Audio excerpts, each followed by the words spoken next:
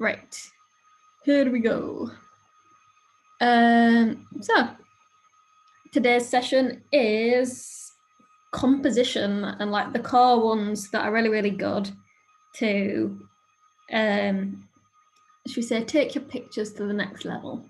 Because it's all well and good being able to pick out the perfect subject, being able to pick out the perfect moment to take a picture, but if you don't compose it in a nice way, then you're gonna have some issues with that. So yeah, we're going to be teaching you how to kind of spot it in other people's photos, how to use it yourself, and then when it is a good thing to break the rules, because I mean, you've got to learn the rules to know how to break them. Right. Come on, please. Please. Next slide. Yes. So I'm going to make that smaller so I can actually see what I'm doing. First one is probably the easiest we've got on here in terms of doing it, because most digital cameras actually have the option to add the rule of thirds, overlaying like the viewfinder when you are taking a photo. So this one is pretty easy to compose on the fly when you're going. So what it is you take your image, split it into 9 equal rectangles, and that's it. So you've got thirds horizontally, that's not horizontally, and thirds vertically as well. So what you then do is you place objects of interest along lines. So as you can see, I'm going to annotate it, this is fun. So as you can see along here, that's the worst line I've ever drawn. So you've got the horizon is running along this line for the rule of thirds.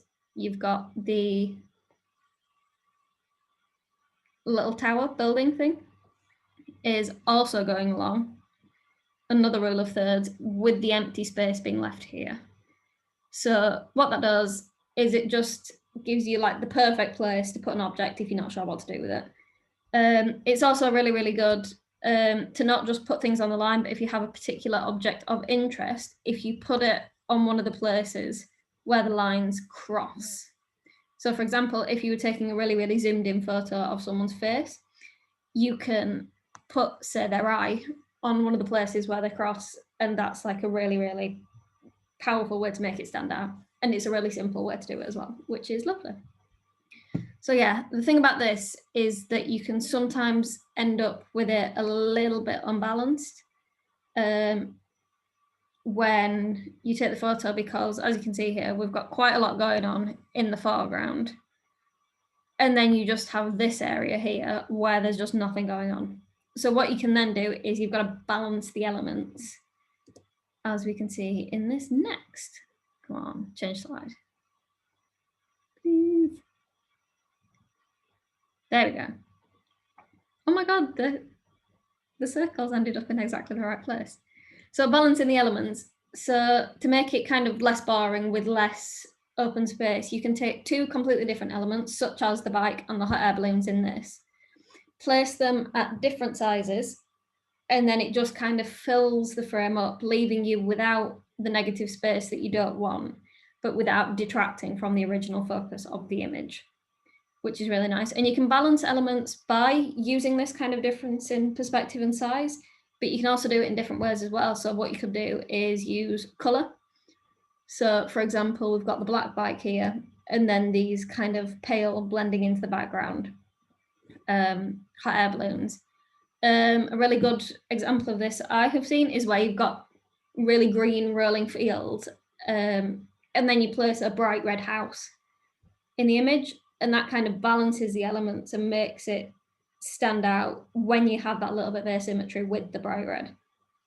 So it's a really, really powerful tool to use.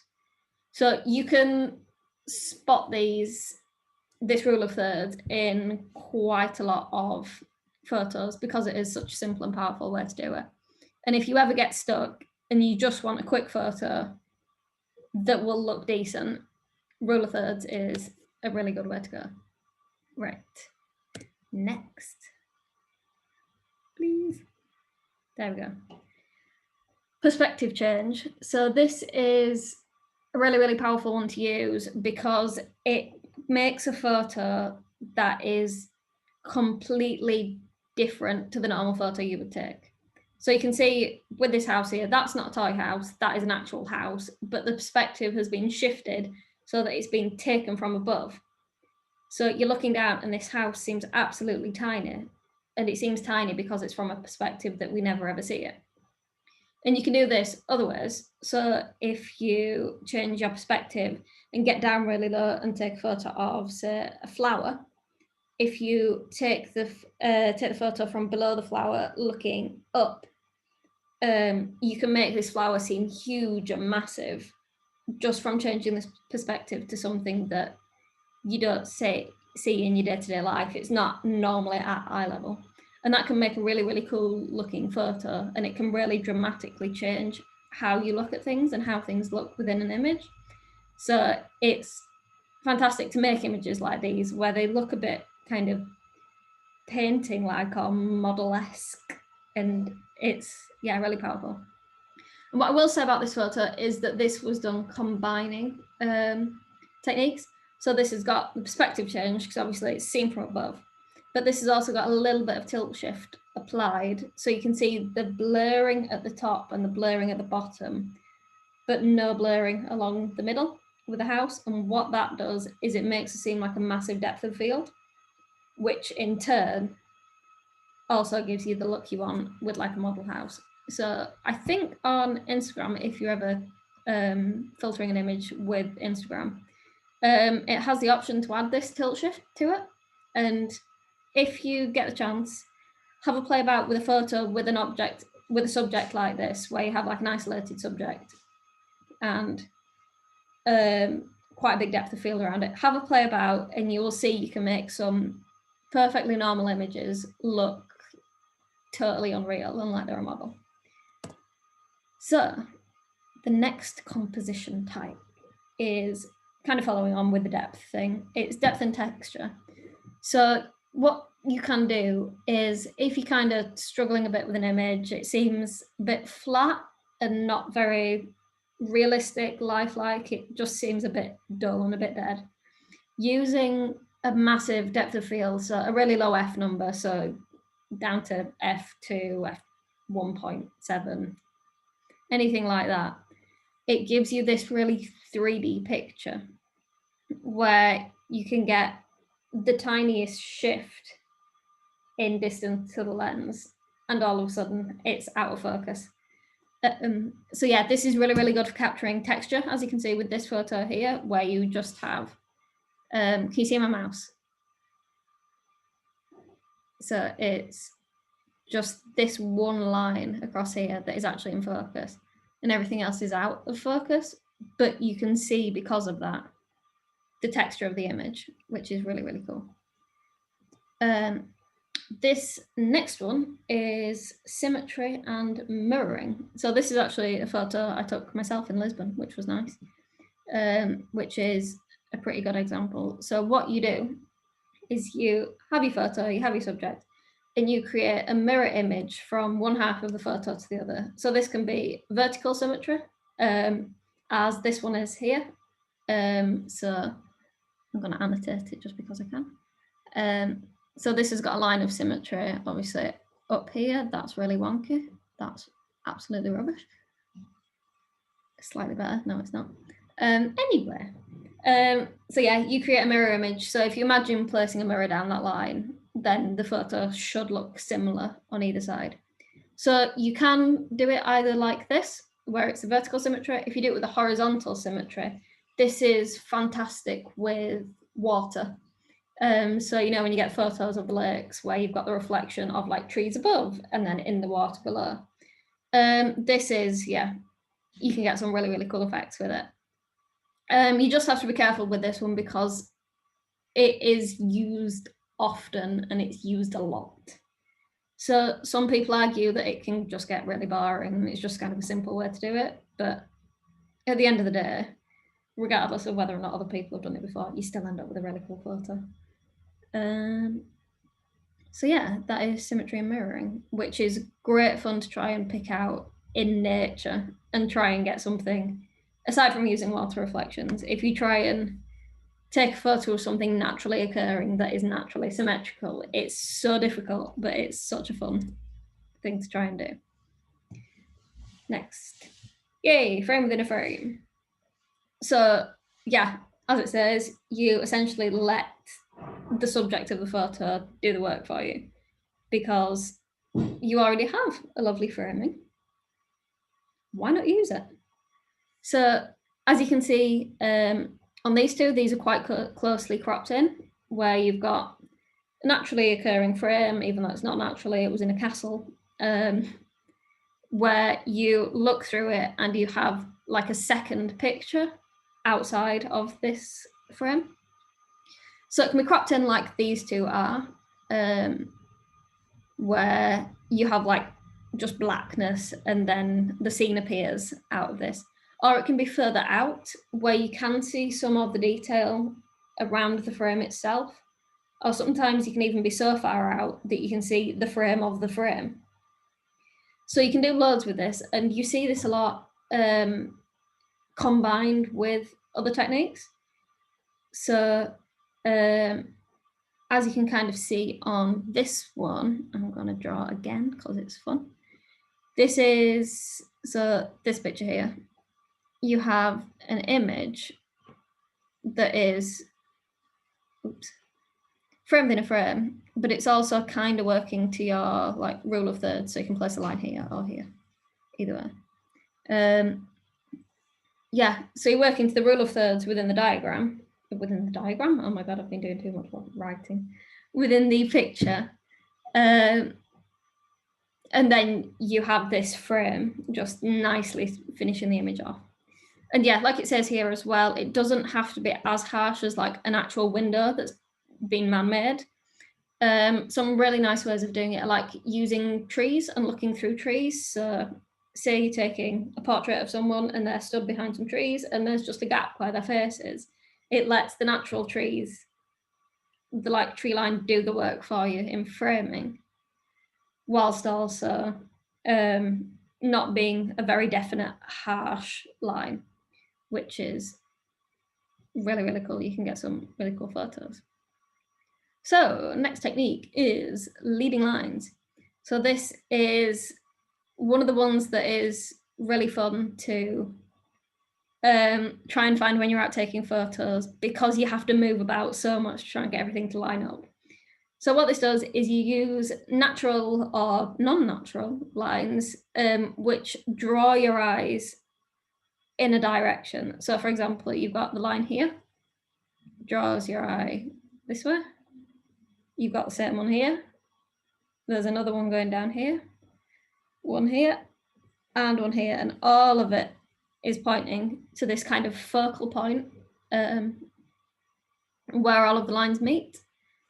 And that gives you the opportunity, because no matter who looks at the photo and where you start in the photo, your eye will end up at that point at some point. So even if you go to look at another bit of the photo, you will end up looking down straight to that point. So what you can do is you can either leave this focus point as it is in this image here, where it's just a normal, there's nothing there. But what you can do is you can put a subject there, and it really makes the subject stand out because there is nowhere else your eye is going to go in that photo. There is only one place it's going to go, and that is directly where you want it to. So yeah, you have to move about a lot to get the lines to meet in the right place, meet in the same place, to be at the right angle, because sometimes you can end up with one meeting here and one meeting over here, which kind of throws it off a bit. So yeah, there's lots of moving about to do with this, but if you're shooting digital, then there's not as much of an issue. Just take a load and hope one of them turns out. If shooting on film, of course, then you're going to have to spend a lot of time trying to get into the right place, but that's downside of shooting film. Upside is that you will get a really, really cool looking image from it. So next one is filling the frame. So this is taking your subject and making the photo nothing else. So there's no background space. all of the focus is on the subject, and it kind of breaks the subject down into its components. So for example, with this picture here, whilst the subject is the person, it then splits into its like constituent things, where you have the eye is now a single focus within the entire focus. So it really lets you see the details of what's going on. So yeah, all focus is on the subject. There is nothing to distract you from that. So the danger of this one is because most of the time you are getting in really, really close to something, such as here. So it's good to have lots of depth of field within the image, because it can seem a bit flat without it. And the image just doesn't have much life to it. So as you can see in this photo, if you look at the eye itself, which is completely in focus, which is how you'd want it to be. And then if you look at the nose, which will just be slightly in front of where the eye is in relation to the lens, already it's essentially going out of focus because it's not in the focal point anymore. So the massive depth of field gives this photo kind of that 3D real life look. You could have it where everything was in an image, but it just end up looking a bit weird. But that is, again, rules are made to be broken. Take a bit of everything and try and see. So negative space. So this is also a technique that allows you to focus fully on the subject, but without having to go right in like this to do it. So it just removes all of the busyness of a background, and it just lets everything be like calm and peaceful and simple with the subject as the sole focus. So as you can see here, you've got the cat, lovely cat, dead cute. And then in the background, it's just pretty much black. You've got a little bit of texture where behind the cat, I think it went into a door. There was a wall there, I think, as far as I can remember. But it's kind of reserved enough and held back enough that it just makes a really, really simple image, but it makes it really, really powerful, because again, there's only one place your eye's going to go, and that is straight to the subject. Oh, I've gone 2 minutes.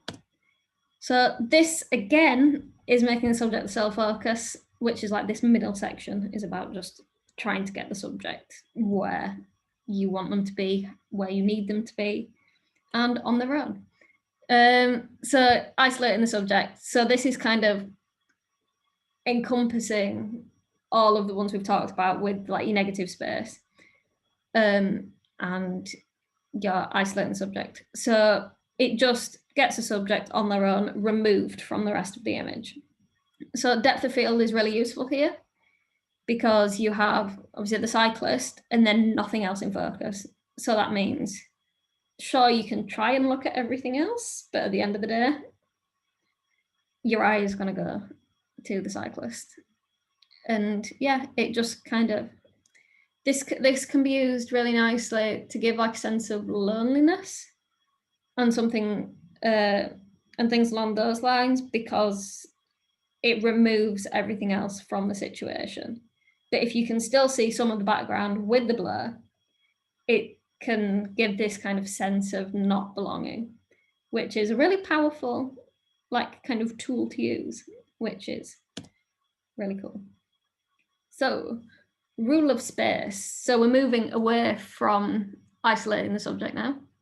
So what this does is it gives a sense of motion and fluidity and movement to your photo, because you can see straight away looking at the photo that the woman is walking into frame, into the camera. There's no other way she could be moving.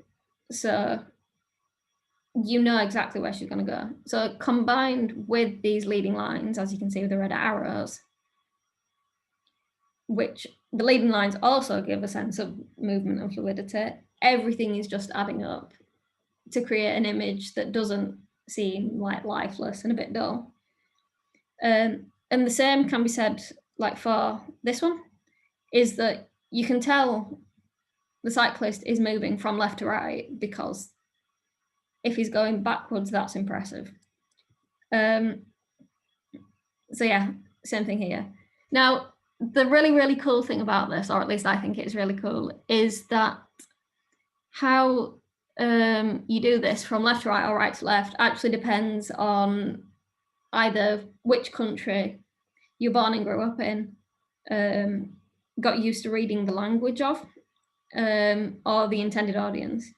Because obviously we in English read left to right, other languages read right to left. So they are going to go the other way around, and the movement should be going from right to left, because that's, when you look at something, that's where your eye is trained to go at this point. So that's a really, really cool thing to think about. So a way to break this and make things seem a bit weird enough is by having the subject, so using this photo as an example, if we turned her around and had her walking out of frame, so it would then be going from right to left, which is kind of subverting what it should be. And she's also moving out of frame instead of into frame. And that can give you like a really powerful image, and it would give more of a sense of loneliness, because you have someone very definitely walking away from you. So you can use this and subvert this a lot to get a really, really cool image. Right, golden triangles. This is one of the most complex ones, and you get some really, really cool photos with it, but it is very difficult to do. So this is stemming from the golden ratio, and you end up with these triangles, as you can see, with the white lines on the picture. And it's similar to rule of the, oh, what have I done? Oh no.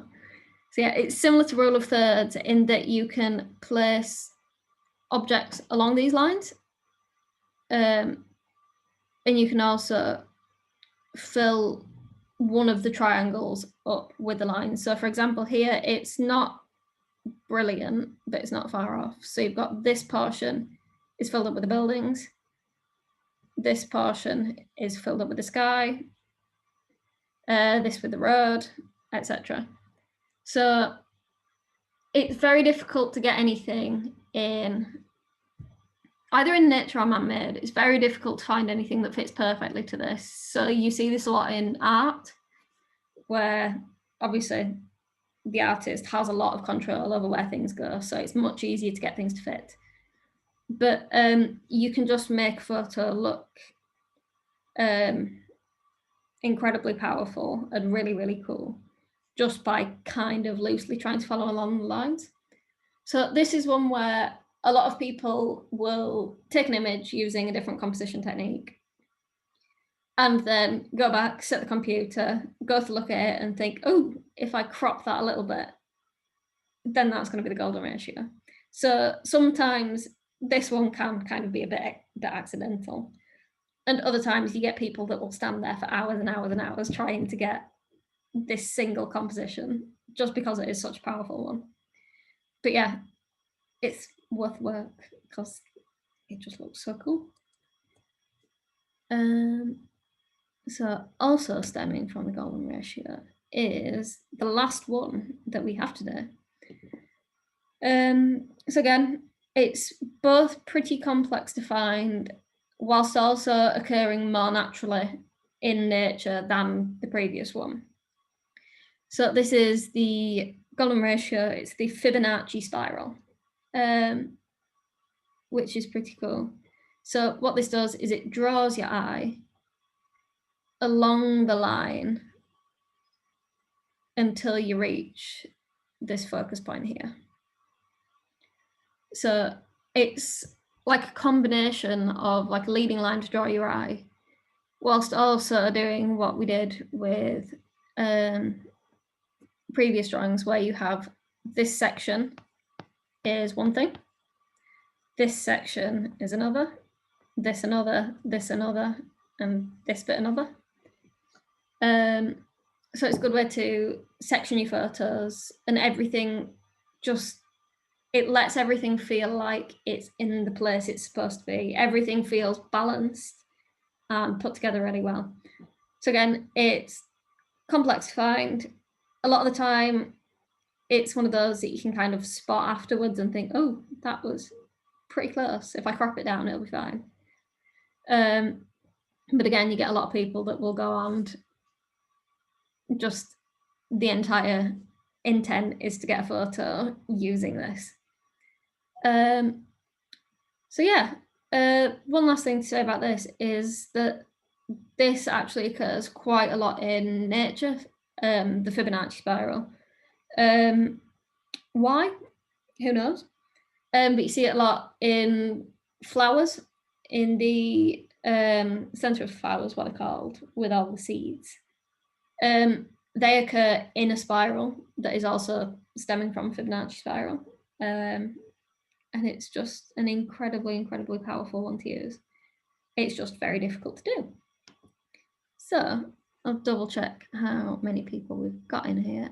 And if you have any questions, let me know. Or if you've got anything to say, let me know what your favorite types of composition are, because they're really cool.